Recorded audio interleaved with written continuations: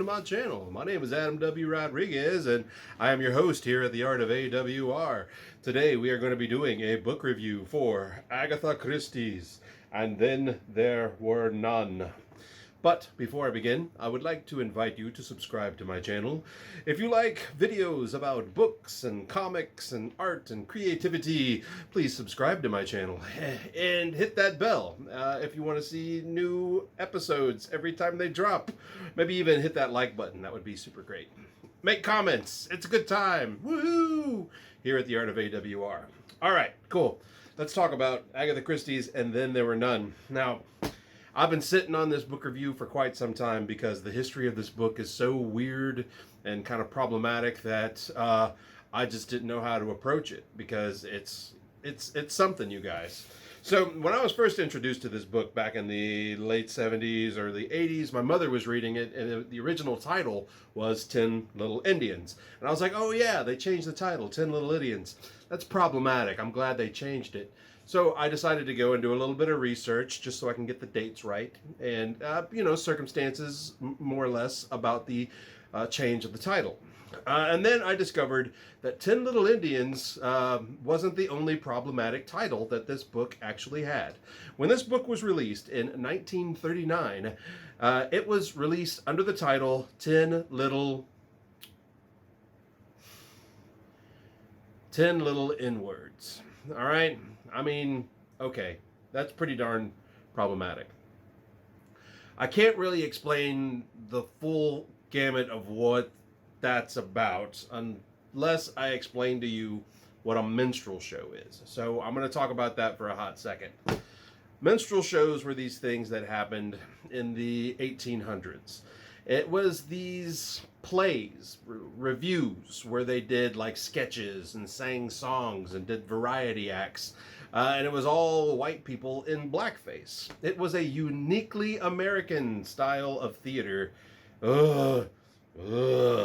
Problematic and utterly racist. From what I understand, it was actually something that black slaves had developed, and then white performers appropriated it and took it on the road because black slaves couldn't take it on the road, and they made money off of it. Okay, look, it's awful. These things were awful. Minstrel shows are terrible. They basically just ran around in blackface depicting black culture as buffoonish. It's awful stuff. Now, Agatha Christie was born in 1890, which is 7 years before Bram Stoker wrote Dracula. I mean, historically, that's an interesting just kind of point of reference. But I digress. She grew up hearing these nursery rhymes that would come out of these minstrel shows. And the nursery rhyme that was the title of the book back in 1839 or 1939 was just that, 10 Little N-Words. So the nursery rhyme itself is pretty integral to the book, and I'm going to explain that a little bit more when I start talking about the storyline of the book. But since then, the estate, Agatha Christie estate, has scrubbed the book of the racist elements that are in it. They've changed the titles. It's no longer N-words. It's no longer Indians even. It's now soldiers. And I'll get, like I said, into more detail about that here in a second. That is some weird, problematic history. And, I try not to separate that in my mind when I read this. When I think about every time I saw the word soldier and knowing that it was originally the N-word, I was... I would go, that being said, this is still a really good read, you guys. Okay, now, historically, this book has been sold more, or not more, but it is like a contender for most books sold worldwide. And when I mean contender, I mean contending with things like the Bible or Shakespeare. This book has been translated more and sold more to where it's up there with those books. So there's a reason why, and that's because this book is excellent. And she is the queen of crime. That's what Agatha Christie was called, right? Her murder mysteries and mystery-style novels are among some of the greatest, and yeah, it's totally well deserved. This is an excellent book. Okay, I talked about all that. I felt like it was important enough to talk about. Honestly, I was thinking about going, hey, you want to know something wacky? Go look up the original title of this book and then just put it all on, you doing your research. So you heard it here, man. You heard it here. Oh my gosh. So rough. Let's just talk about the book itself. Writing style. Agatha Christie took what I think is a very complex and difficult story concept and made it look really, really easy. And I think that is just the signature of an amazing author. She did a really, really good job. Because it's one of these things where you're taking something that almost seems supernatural and still trying to maintain plausibility, which I think is a very, very difficult line to walk, and she walks it elegantly in this book.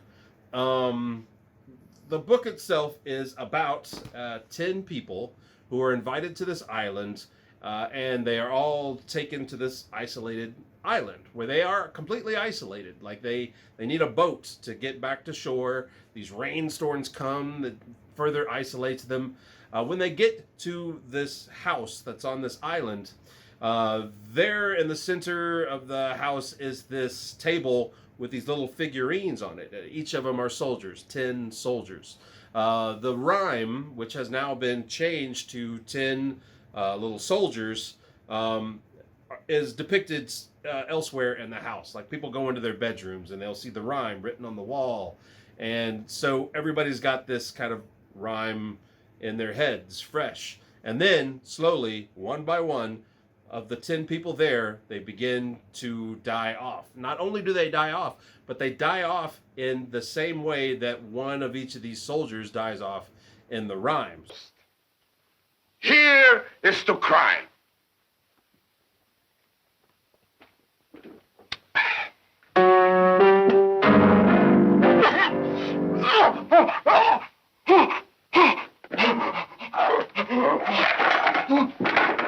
They are expecting how someone is going to die generally as the story progresses. So you got this kind of nice two-layer dread that I really appreciated it about how she built it. Agatha Christie herself said that this was probably the most challenging book that she's ever prepared. Like she made sure that there were no plot holes, that you could read this, think that something weird is going on, and when it comes to its head, when it comes to the end, you see how plausible it is, and I think that is amazing.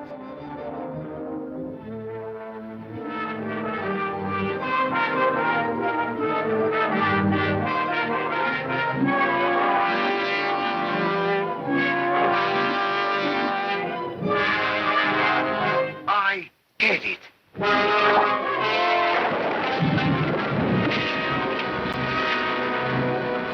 She herself said it was one of the most challenging things she ever did.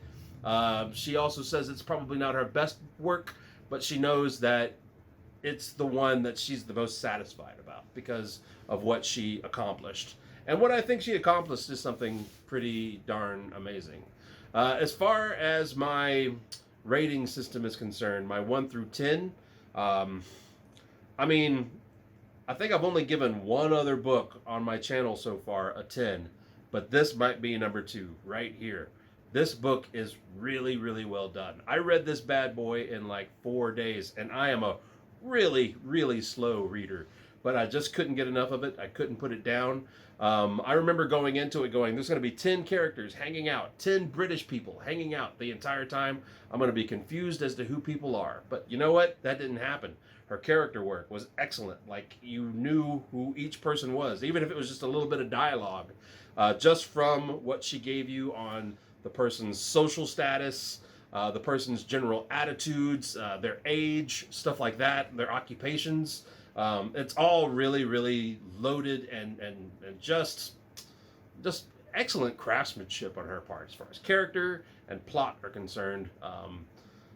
Those two major factors are done excellent in this story. So It's a 10, a solid 10. Agatha Christie's And Then There Were None.